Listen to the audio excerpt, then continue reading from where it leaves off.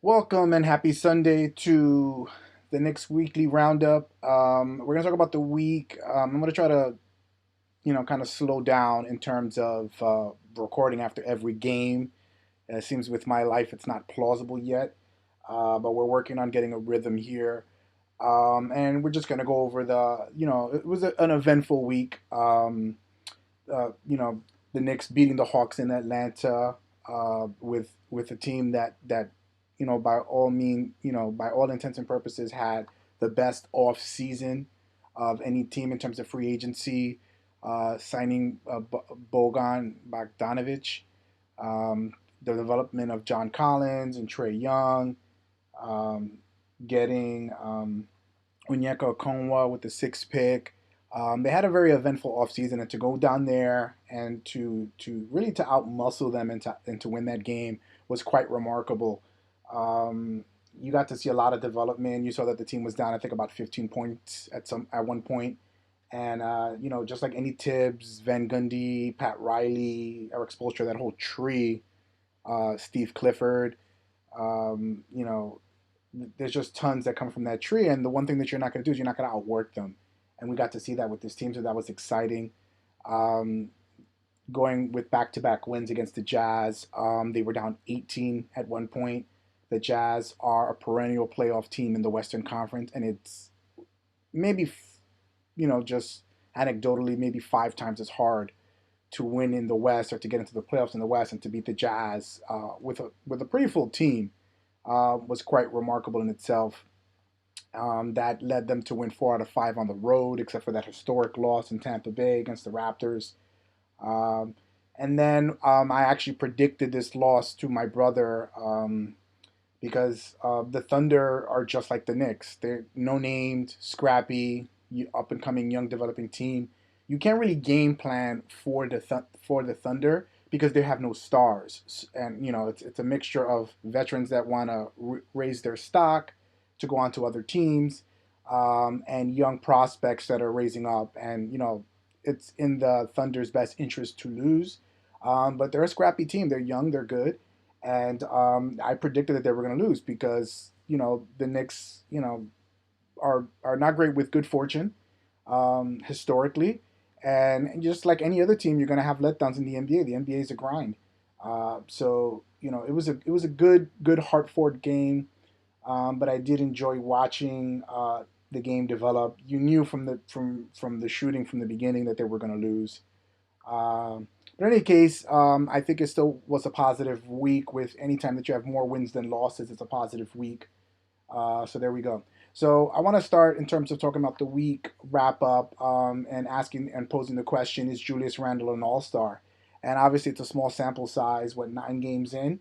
I think he is an All Star this year. I don't know if they're going to trade him at the deadline.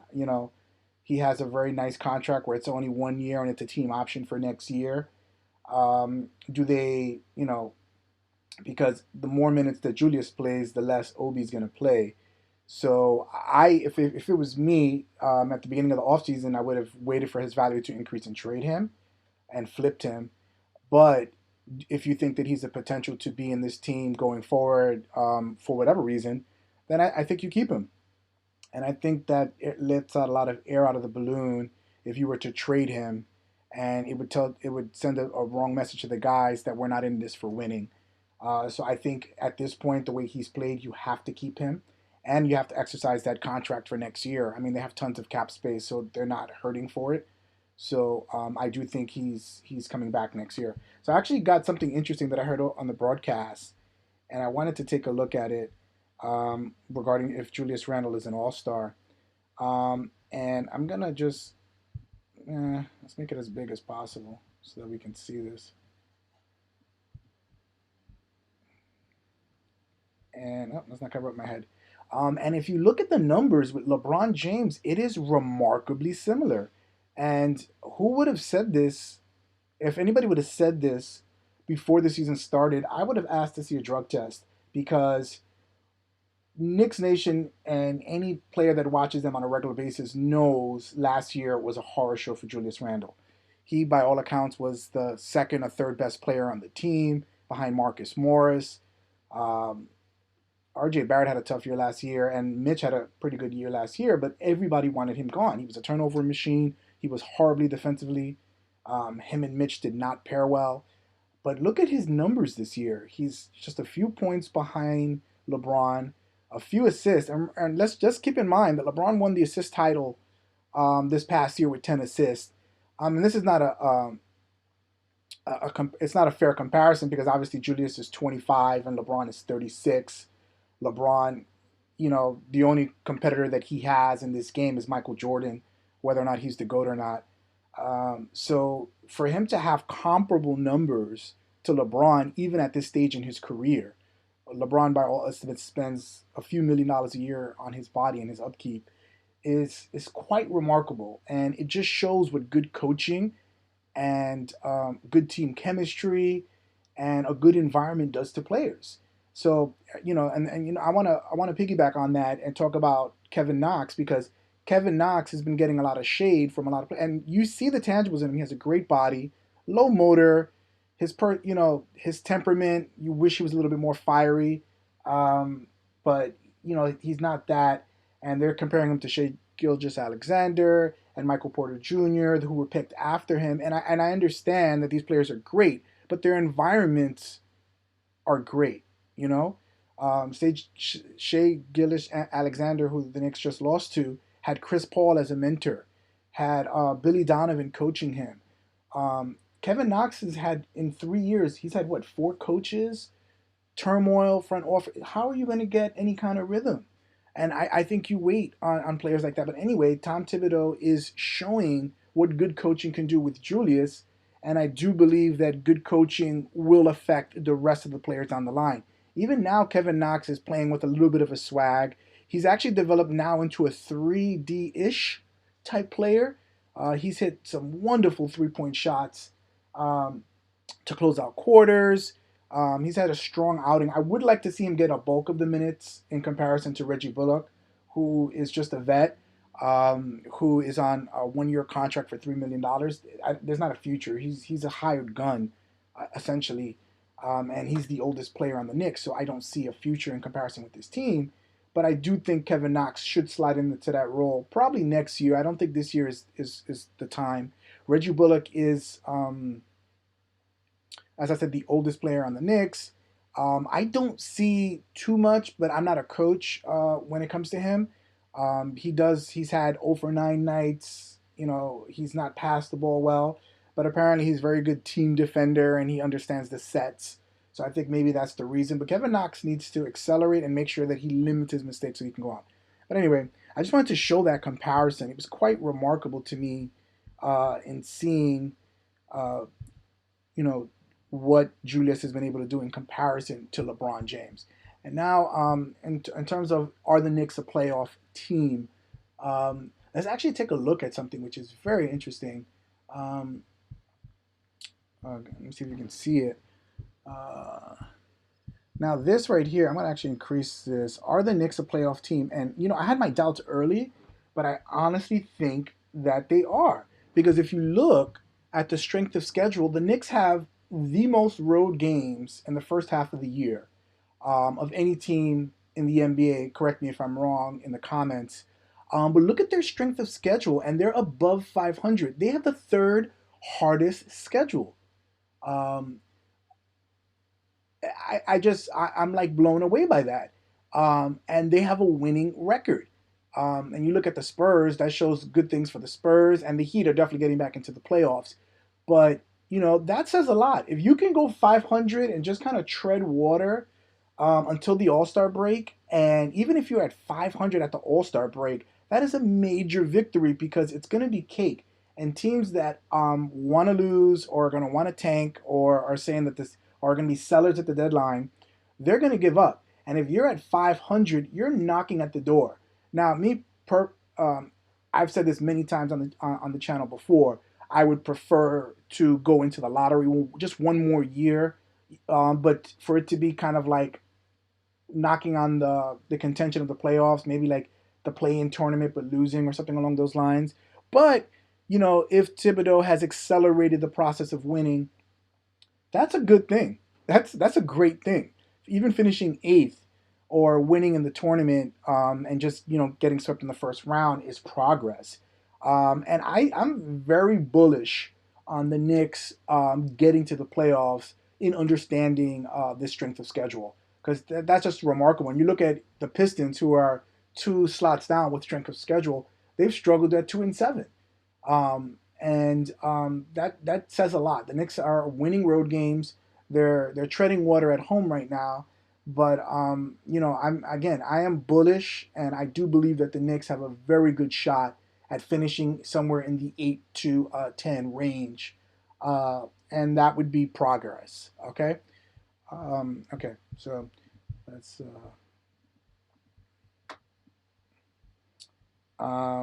and yeah, so we talked about, are the Knicks a playoff team? The Knicks have the toughest strength of schedule so far. And let's put a bow on this video really quickly. They're going against the Denver Nuggets. Yes, that Denver Nuggets team that finished in the Western Conference Finals. Again, a lot of people are throwing shade on the internet because it was done in the bubble format, and people just are not respecting. It's almost like an asterisk for basketball, because some people could play in the bubble. I think the bubble was the hardest thing for you to do. To be deprived of family, being with your girlfriend or your wife and your kids, had to have taken a toll on them. And we can actually go. Let me actually go see the standings here, um, for the Nuggets. And if you look, nope, let's not cover myself out. The Nuggets are right now. Where are they? They're 11th, but it's all jumbled. There's one game separating 5 to 11, and that's the Western Conference. I do believe that the Nuggets are going to get back in there, but there's definitely some hangover from the bubble, on all these teams, and I think the Nuggets are doing as well as anybody, in dealing with that, with their body. I do see a trade on the horizon, though. Michael Porter Jr. is an asset that you have, that you can move to get a more comparable third star. Maybe James Harden or somebody like that. Um, and I see a bright future for the Nuggets. But in any case, the Nuggets are one of the fast-paced teams. There is no deficit that is too big for them. They were down 3-1 in back-to-back series, and they won both of those series, and that was quite remarkable. So they're going to be a tough game for the Knicks, but it's a good challenge to see how good Tibbs' defense is against this team, and how well they play. I do think that after that loss from the Thunder, the Knicks are going to bounce back. I do think it's going to be a competitive game. It's a coin flip, to be honest with you. If I had a gun to my head, I would say that I think that the Knicks are going to win this game, simply for the fact that they lost the last game, and they've seemed to have bounced back well from losses. Aside from that first 2-game losing streak to start the season, the Nuggets have gotten easy wins over the Sixers, who had like 4 players and a ball boy the other day, and another team that had COVID issues. I can't remember the name off the top of my head. The Knicks have actually been lucky, without having any COVID issues. So it's going to be a great game. I'm excited to see, Tibbs and Malone came up on the same tree, so they know each other very well. Brendan Malone is a former Knicks assistant. So it's going to be a great game. I'm excited. So let us see what happens here, um, um, and how they progress going forward. I just wanted to throw in some stats here really quickly to talk about the Nuggets. Spelling.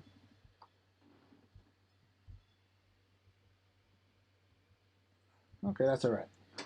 We're learning. We're learning. The Nuggets are fifth in points per game in the NBA, and they're always going to be a high octane offense. Jokic is second in PER behind Ja Morant, and that's the biggest thing with Jokic, is that he is the quarterback. He is everything for that team. So they're going to have to limit him, and I would venture to say that they're going to press him and go up on him, allow him to drive by, maybe start Julius on him and let Mitchell come, um, as a second stopper, because Jokic has to be pressed. He can't have a lane to see passes or to shoot the three. So he's a really, really tough cover.